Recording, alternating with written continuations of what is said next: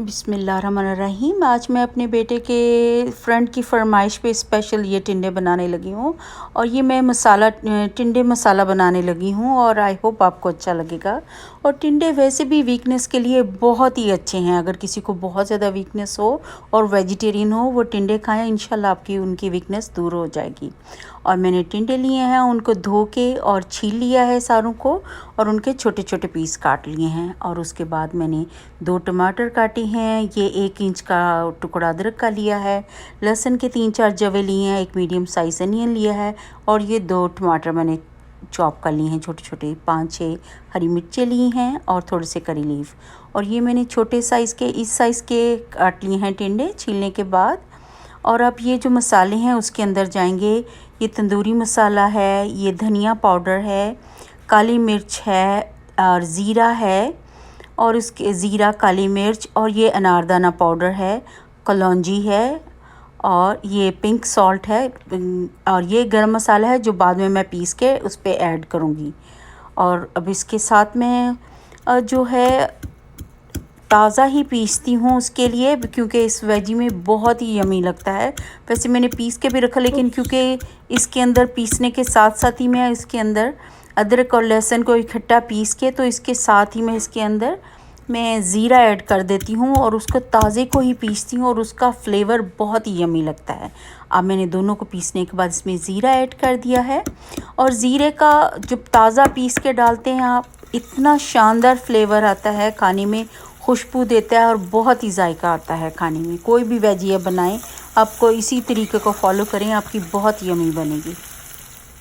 मैंने 2 tablespoon olive oil लिया था, उसके अंदर मैंने प्याज रख दिए थे, उसको थोड़ा सा शैलो फ्राई करने के बाद अब ये जो अदरक लहसुन और उसका पेस्ट बनाया है वो मैं इसके अंदर ऐड कर दूंगी प्याज के अंदर। और इसको थोड़ी देर के लिए पकाएंगे ऐसे ही, बहुत ज़्यादा लाल नहीं करना है, बस हल्का सा कुक करना है, शैलो फ्राई करना है, ताकि अगर आप ज़्यादा लाल करेंगे तो वो कलर हंडिया का बहुत अजीब सा, वो टिंडों का कलर बिल्कुल चेंज हो जाएगा, इसलिए इतना ज़्यादा नहीं करना है। अब इसके साथ ही मैं इसके अंदर करी लीफ अब ऐड कर दूंगी। करी लीफ भी हर खाने में बहुत फ्लेवर देते हैं, मैं तकरीबन हर खाने में ऐड करती हूँ। और वेजिटेरियन जब आप इसमें वेजी किसी चीज़ में ऐड करते हैं तो और फ्लेवरफुल होती है।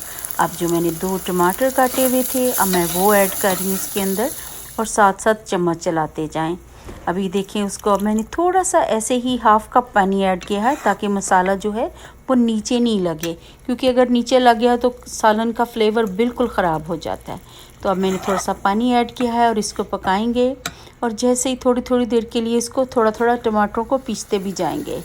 और अब मैं इसमें मसाला ऐड करूँगी। मैंने अनारदाना पाउडर डाला है इसके अंदर, ये धनिया पाउडर डाला है मैंने, और ये मैंने तंदूरी मसाला डाला है और ये लाल मिर्च डाल रही हूँ इसके अंदर ऐसे ही 1.5 टीस्पून। और ये पिंक सॉल्ट है 1.5 टीस्पून और ये काली मिर्च है जो 1 टीस्पून मैंने ऐड की है। और ये कलौंजी है, कलौंजी बहुत अच्छी है हमारी हेल्थ की, इसके इतने बेनिफिट हैं। आक़ा सल्लम की हदीस है कि मौत के अलावा हर बीमारी की शफा है कलौंजी में। वो मैं तकरीबन हर खाने में कलौंजी भी ऐड करती हूँ। अब 3-4 हरी मिर्चें मैंने ऐड कर दी हैं इसके अंदर। और हरी मिर्चों को मैंने 2 काटा नहीं है, क्योंकि इसी तरह अगर आप काटेंगे तो ज़्यादा स्ट्रॉन्ग हैं तो उनका फ्लेवर भी, उसके वैसे भी इसके अंदर फ्लेवर आएगा, लेकिन अगर काटते तो उसका जो तीखापन है वो भी उसके अंदर है, लेकिन मैंने अभी साबुत ही ऐड की हैं। अब इसके साथ मैंने 2 चम्मच योगर्ट ऐड कर दिया है, दही शामिल कर दिया है। और दही भी खाने में बहुत जायका देता है, वैसे भी ये हमारे लिए बहुत ही अच्छा है। और इस दही खाने से आपका इम्यून सिस्टम बहुत स्ट्रॉन्ग होता है। और ये इसके बाद मैं इसको थोड़ी देर के लिए अच्छी तरह से भूनूंगी। और अब मैंने इसमें टिंडे शामिल कर दिए हैं, क्योंकि टिंडे शामिल करने के बाद अब इसको थोड़ी देर के लिए हिलाएंगे और इसके बाद मैं इसमें बिल्कुल भी पानी नहीं शामिल करूँगी। उसको थोड़ी देर के भूनने के बाद इसको मैं ढाँप के दम पे पकाऊँगी और ये अपने ही पानी में पकेंगे और इतना फ्लेवरफुल बनते हैं ये। आप फिर इसके बाद किसी भी चीज़ के साथ एंजॉय कर सकती हैं, राइस के साथ या रोटी के साथ, पराठे के साथ, किसी की चीज़ के साथ। अभी मैं इसको अच्छी तरह से, इसको जैसे ही पकने लग जाएगा, मैं ऊपर ढक्कन दे दिया है और उसके ऊपर कोई भी हैवी चीज़ आप रख दें ताकि वो अपने दम में पकें। या अगर जो भी टिंडों का अपना पानी निकलेगा ये उसी में ही पकेंगे और बहुत फ्लेवरफुल बनते हैं। हमारे घर में गोश्त में भी बनते हैं, लेकिन आज क्योंकि जैसी की फरमाइश थी कि मैं सादे बनाऊं, तो इसलिए मैंने सादे बनाए हैं। और कभी भर के भी बनाऊंगी और कभी गोश्त में भी बना के दिखाऊंगी। बहुत फ्लेवरफुल बने अल्हम्दुलिल्लाह। देखें, इसने अपना पूरा ऑयल छोड़ दिया है और बहुत अच्छे यमी से बन गए हैं। और अब मैं आपको डिश आउट करके दिखाती हूँ। आई होप आपको मेरी ये रेसिपी अच्छी लगी हुई। अगर अच्छी लगी है तो थम्स अप दें और ज़रूर बताएं कैसी बनी है। अगर कुछ भी इसमें आपको ऐसा लगा है जो आपको चाहिए, आप प्लीज़ ज़रूर मुझे बताएं, मैं उसको ठीक करने की कोशिश करूँगी। और जज़ाकल्लाह गाइस, मेरी वीडियो देखने के लिए थम्स अप दें। प्लीज़ सब्सक्राइब मेरा करें चैनल।